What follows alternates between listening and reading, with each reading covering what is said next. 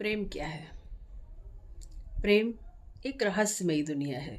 इसे आप जितनी गहराई से समझना चाहते हैं उतनी ही गहराई में उतरना पड़ेगा, क्योंकि खुसरो साहब की चंद पंक्तियां हैं कि खुसरो दरिया प्रेम का उल्टी वाकी धार, जो उतरा सो पार गया, जो डूबा सो पार। उनका कहना है कि प्रेम को समझना बहुत ही रहस्यमयी है।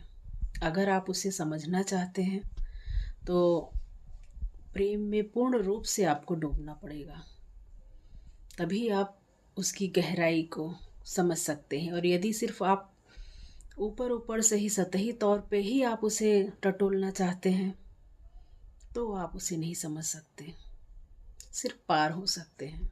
और यदि आप प्रेम में डूब चुके हैं एकदम से, तभी आप उसकी गहराई को समझ सकते हैं।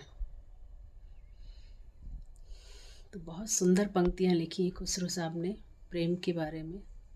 प्रेम है ही इतना अनूठा, इतना सच्चा एहसास है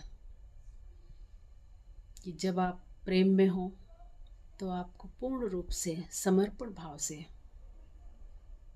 एक दूसरे को स्वीकार करना होता है।